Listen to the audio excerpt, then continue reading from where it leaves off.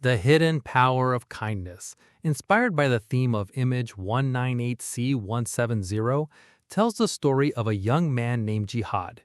In a beautiful valley surrounded by green hills and clear rivers, there was a large and wealthy estate.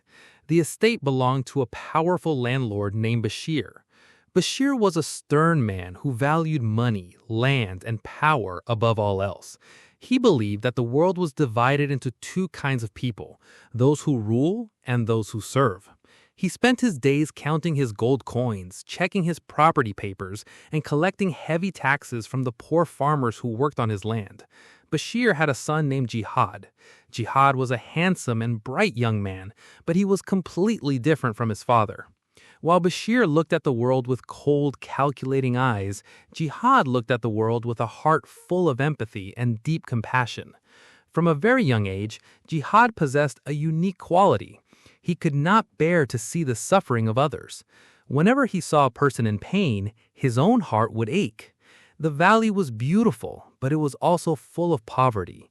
Many farmers worked from sunrise to sunset, yet they could barely provide a single decent meal for their families. Their children wore torn clothes, and their houses had leaky roofs. While his father rode through the village on a grand horse, ignoring the beggars on the street, Jihad would walk through the narrow, dusty lanes, talking to the villagers and listening to their stories of hardship. He knew every family by name. He knew who was sick, who was hungry, and who could not afford to buy warm clothes for the winter. Jihad's kindness was not just about feeling sorry for people. He believed in taking immediate action. Whenever his mother gave him a delicious breakfast or a heavy lunch, Jihad would often look out the window and see an old, weak man sitting under a tree searching for scraps of food. Without thinking twice, Jihad would secretly wrap his own food in a clean cloth and run outside to give it to the hungry stranger. There were many days that Jihad went to bed with an empty stomach, his own belly rumbling from hunger. Yet, as he lay in his comfortable bed, a deep sense of peace would fill his mind. He would smile in the dark, knowing that somewhere in the village, a poor soul was sleeping peacefully with a full stomach. For Jihad, the satisfaction of feeding a hungry person was far sweeter than any rich meal his father's kitchen could ever prepare. However, Jihad's noble actions did not remain a secret for long.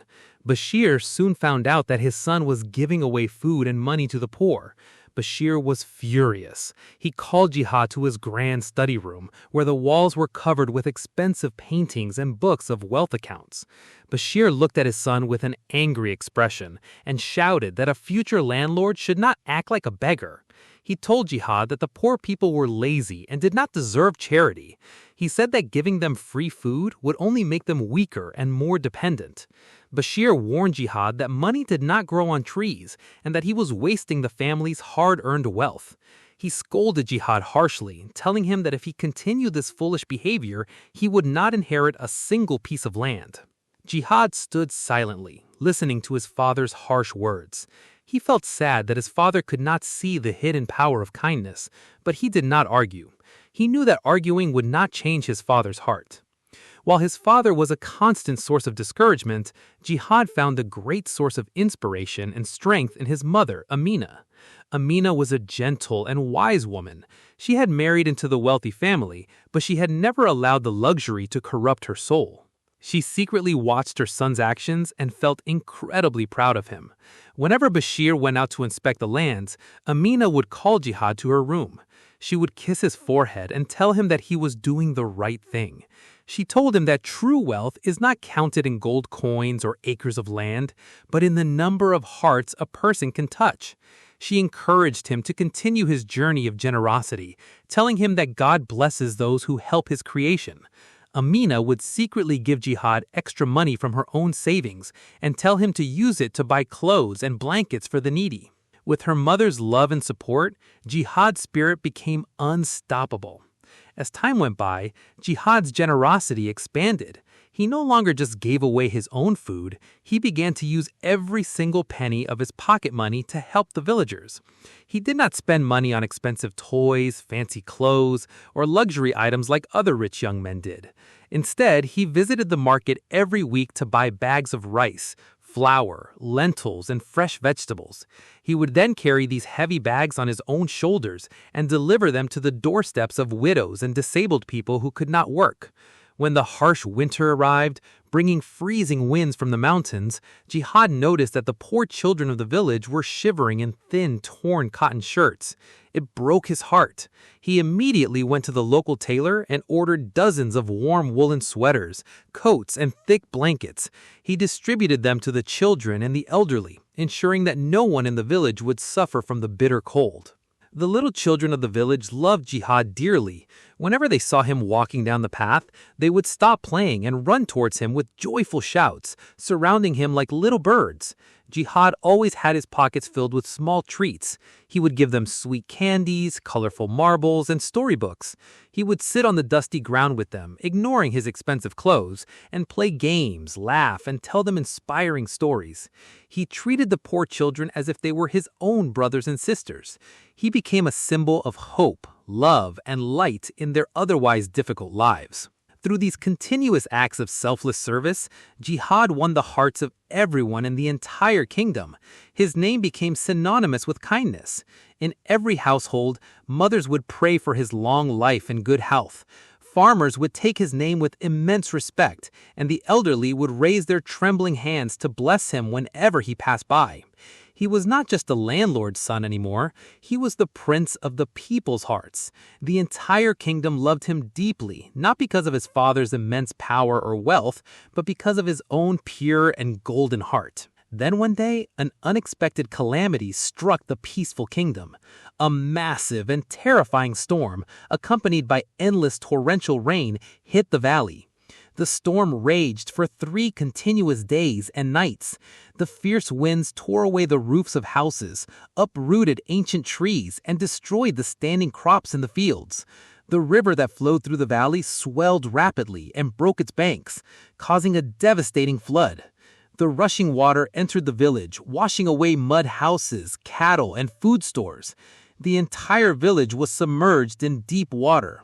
The poor villagers lost everything they had in the blink of an eye. They were left homeless, cold, and completely destitute, huddled together on high ground, crying out for help. The flood did not spare the grand estate of the landlord either. Although the large stone mansion was built on a high hill and remained safe from the rising water, the surrounding farmlands, which were the main source of Bashir's immense wealth, were ruined completely. The crops were totally destroyed, and the storage facilities where Bashir kept thousands of bags of grain were flooded, ruining all the stored food. Bashir's vast income stopped instantly. To make matters worse, a few days after the storm, Bashir suddenly fell dangerously ill. The stress of losing his wealth, combined with a severe chest infection caused by the cold, damp weather, made him extremely weak. He lay on his grand bed, burning with a high fever, unable to move or speak properly. Just as despair was about to take over the mansion, something extraordinary happened. The next morning, a long procession of people appeared at the gates of the landlord's estate. It was the villagers. They were not coming to ask for help. Instead, they were carrying baskets, sacks, and bundles on their shoulders and heads. The farmers who had managed to save a small portion of their crops brought bags of grain. The fishermen brought fresh fish from the receded waters. The weavers brought warm blankets they had woven from stored wool. Even the small children brought small bundles of dry firewood and wild fruits they had collected from the forests. The village elders walked up to Jihad, who was standing at the entrance of the mansion in complete surprise. The elders bowed respectfully and explained that they had heard the landlord's family had run out of food and that the master was gravely ill.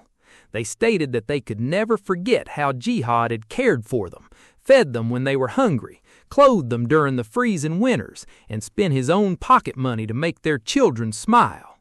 They declared that they would not let their beloved savior and his family suffer. They said that even if they only had a single piece of bread left, they would gladly split it in half and share it with Jihad. Jihad's eyes filled with deep gratitude. He helped the elders bring the supplies inside. The community kitchen was filled with food once again, not from the landlord's wealth, but from the collective love and generosity of the poor villagers. The villagers also brought traditional herbal medicines for Bashir. A wise old village doctor came to the mansion and carefully treated Bashir with natural herbs, sitting by his bedside for hours until the landlord's fever finally broke.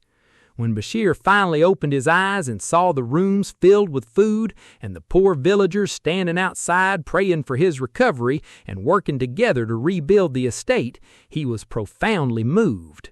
He realized the immense mistake he had made throughout his life. He looked at Jihad, who was gently wiping the sweat from his father's forehead. With tears flowing down his old wrinkled cheeks, Bashir called his son closer. He confessed that he had been completely wrong about the world. He admitted that wealth was something to be hoarded and protected with walls and weapons. Now he understood that true wealth is what we give away to others.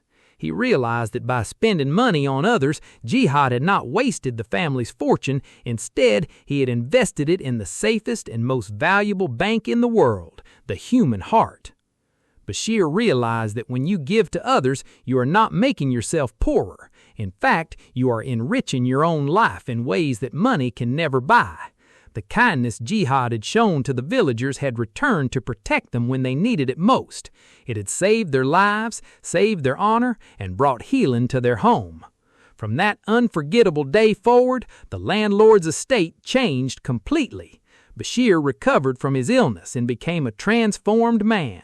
He opened his treasure chests and used his vast wealth to rebuild the village, constructing strong brick houses for the farmers, building a free school for the children, and establishing a proper medical clinic for the sick. He no longer collected unfair taxes, and he treated every villager with deep respect and dignity. Jihad continued his beautiful mission of love and charity, now with his father standing proudly by his side, supporting him in every step. The story of Jihad spreads a profound truth across the world. It teaches us that charity is never a loss. Giving to those in need does not decrease our wealth. Rather, it multiplies our inner peace, happiness, and security. The material things we keep for ourselves will eventually vanish, but the love, kindness, and support we give to others will remain forever, acting as a shield during our darkest times. True happiness and personal growth are found not in receiving, but in the beautiful, selfless act of giving.